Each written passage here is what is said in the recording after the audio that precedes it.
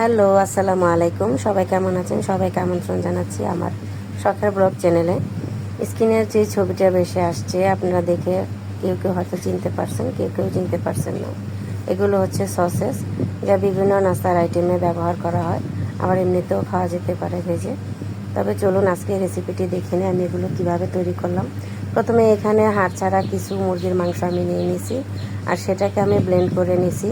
Blend করার পর এখন আমি এখানে কিছু গুঁড়া মশলা অ্যাড করে দেব। এর মধ্যে প্রথমেই দিয়ে দিলাম লবণ, তারপরে দিয়ে দিলাম গুঁড়া মরিচ, তারপরে এখানে চিলি ফ্লেক্সটা আপনারা আপনাদের পছন্দ অনুযায়ী দিবেন।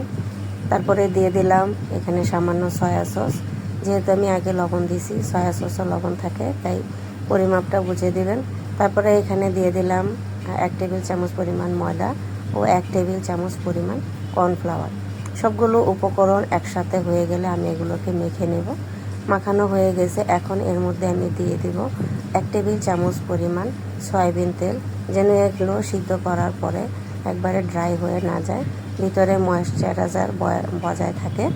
সেজন্য এখানে সয়াবিন তেলটা অ্যাড করলাম। আর এখন দিয়ে দিলাম সামান্য ফুড কালার। এটা অপশনাল, এটা আপনারা না দিলেও পারবেন। তবে আমরা বাজার থেকে যখন কিনে আনি, সসেসগুলো কিনে আনি, এগুলো দেখতে কিন্তু একটু লালচা লালচা হয়। এগুলো সব উপকরণ দেওয়ার পর এগুলোকে ভালোভাবে মেখে নিচ্ছি। আর এখন আমি এখান থেকে কিছু লেচি কেটে নিলাম। আর এই তো বসে গেলাম সসেসগুলো বানানোর জন্য। আমি হাতে সামান্য সয়াবিন তেল মেখে নিয়েছি, যেন আমার হাতে এটা বেজে না যায়। তারপরে এগুলোকে লম্বা আকৃতি করে আমি বানিয়ে নিলাম। আমার এখানে মোট 6টা মতো হয়েছে। আর এখন চলে যাব আমি এগুলোকে স্টিম করতে, যেখানে আমি চুলে আগেই পানি বসিয়ে দিয়েছিলাম গরম হওয়ার জন্য। আর যেটার মধ্যে আমি স্টিম করব সেখানে সামান্য সয়াবিন তেল দিয়ে দিচ্ছি, যেন এগুলো গায়ে লেগে না যায়।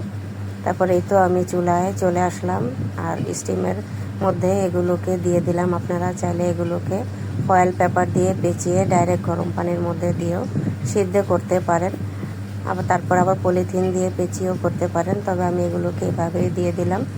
আমার প্রায় 15 থেকে 20 মিনিট সময় লাগছে এগুলো সিদ্ধ হতে, যেহেতু মুরগির মাংস সিদ্ধ হতে সময় লাগে না। এগুলো তৈরি হয়ে গেল, নামিয়ে নিলাম। এই তো আমার তৈরি হয়ে গেল সসেস। এটাকে দিয়ে আপনারা বিভিন্ন ধরনের নাস্তা আইটেম করতে পারেন, যেমন পিৎজা বা বার্গারে অথবা হটডগ। আমার রেসিপিটা যদি ভালো লাগে তাহলে অবশ্যই পাশে